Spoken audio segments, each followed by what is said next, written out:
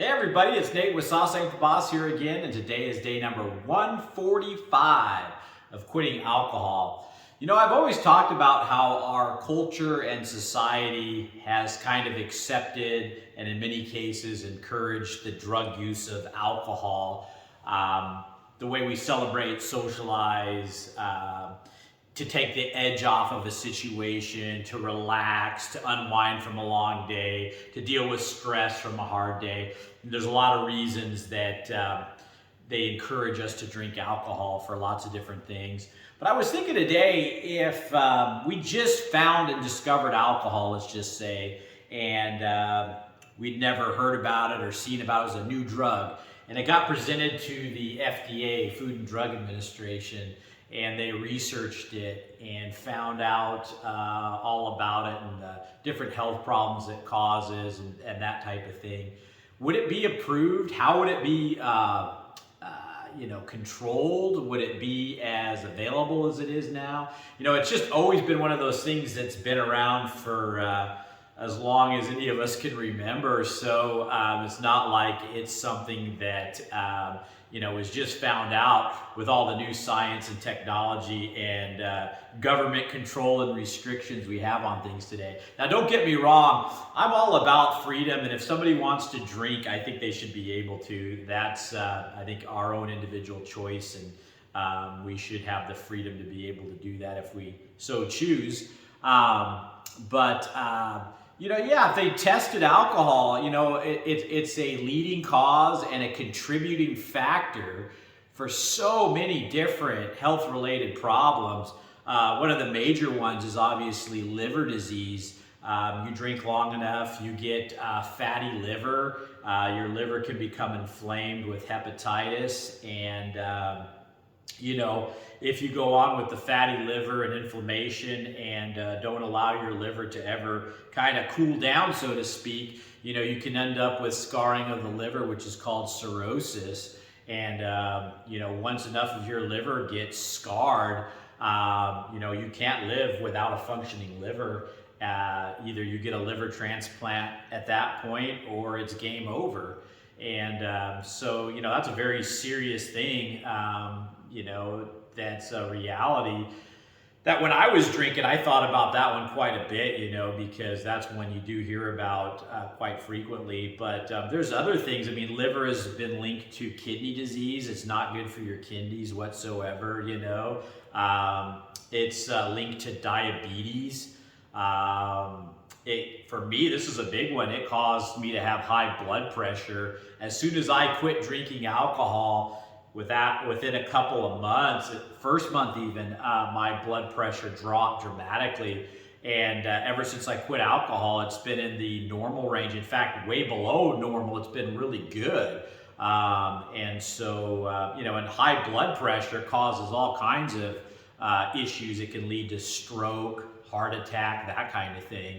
Another thing people get from excessive drinking is cardiomyopathy, which is your heart muscle becomes weak and begins to actually droop. And that can eventually lead to heart disease and eventually heart failure. And so, it just seems like alcohol has negative impacts on just about every system in our bodies. Obesity, obviously it's linked to obesity. That's what was keeping me fat. As soon as I quit the alcohol, the weight started coming off. There's a lot of calories and sugars in alcohol that really pack on the pounds. And so not only does it lead to obesity and can contribute to that, but then we know obesity can lead to things like heart disease and a whole host of other health problems as well. And alcoholic wet brain, your brain starts going out. We know alcohol, can kill brain cells and causes all kinds of brain fog. It's definitely not good for our brains. And I noticed, especially when I quit drinking, that my brain fog and my thinking got a lot more clear, and I could focus a lot easier. And then neurological problems. It's been linked to a lot of different neurological problems. So your whole neurological system can be impacted by heavy alcohol use. Pancreatitis, I worked with a guy that got pancreatitis from his drinking, and basically that's extreme inflammation of your pancreas, and it's extremely painful, and people can end up in the hospital with pancreatitis and sometimes be there for a month, 2 months, with severe inflammation of your pancreas. It's linked to so many different cancers as well. Colon cancer is a big one that alcohol use is linked to. Esophagus cancer, liver cancer. And there's quite a few other ones that alcohol helps contribute to. So you present all this, you study this, and the FDA sees all this today. If it were just coming out, what would they say? This is somehow something we want sold in just about every store and pubs and bars on every corner, and people consuming this stuff in the masses. And this is really what we have to understand as people now, is that just because something's always been a certain way and accepted or done doesn't mean it's smart or wise to do. And it's really this is one of the most, if I think about all the things in our society and culture, one of the things that's the most mystifying to me is how alcohol, with all the problems we know it has become so accepted. And the other thing is, look at all the accidents that occur because of alcohol. Drunk driving is a huge cause of deaths, both the driver and then innocent people that are just getting on in their lives, and are in the wrong place at the wrong time, and because somebody's foolish drunk driving decision alters, not just the poor folks that get hurt or killed, but the families and friends of those people that were involved with the folks that got hurt, and it's just, and then just stupid things. People get hurt and die all the time from making bad decisions because their inhibitions are lowered, and they do things they wouldn't otherwise do in their right mind. Just stupid stuff, jumping off roofs, trying to dive into a swimming pool and slipping off the roof and landing on their heads, and just all kinds of just crazy stuff like that goes on. And so what you ask yourself, what are the benefits of alcohol? What are really, if this was the FDA looking at it, or just the health benefit, they said at one point that maybe it was had some health benefits for the heart.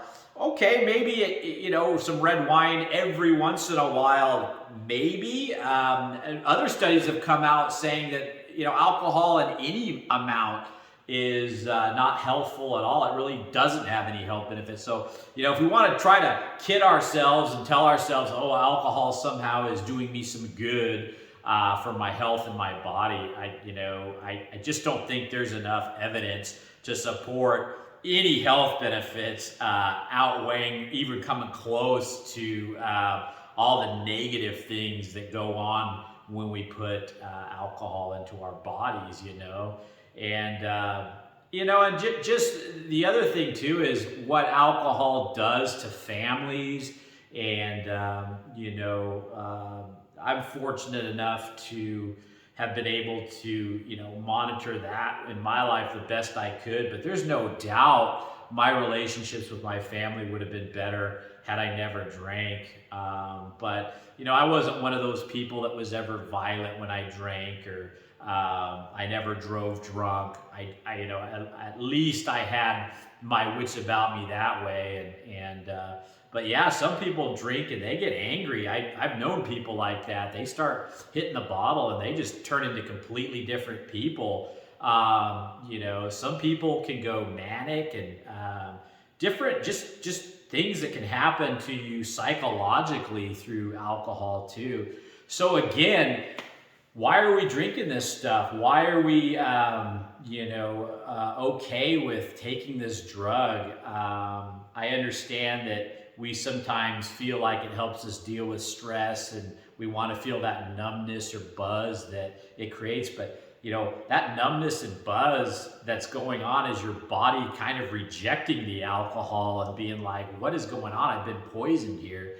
And your body's struggling to deal with it. I mean, I used to wake up in the middle of the night with sweats and my heart would be pounding out of my chest. And I mean, I was just having nothing but, check engine lights in my body going off like crazy when I was drinking. And the longer I did it, the more I drank, the worse and worse it got. And so just think about that one. If you're a drinker and you've kind of been having some health warnings, or you just know people around you that have, or maybe somebody you know has been in a drunk driving situation. And even if it's a drunk driving situation where nobody was harmed, but they lost their license, how inconvenient is that, or they get a ticket, or, there's just all kinds of legal repercussions too for some of the behaviors that we do that are crazy when we decide to drink alcohol and get out of our right minds. And so, I'm not so sure, this is something that we should be drinking at any level, and that it should have the type of popularity in our culture and society that it does. And, so something to chew on and think about for sure. That one just kind of hit me today. What if the FDA just found out about alcohol? What would they say about it? What would, and if we never knew about it and they released it and they said, hey, this alcohol, here are all the side effects, like kind of how you watch those commercials on these prescription drugs, and then they talk about all the side effects in a really fast voice, might cause,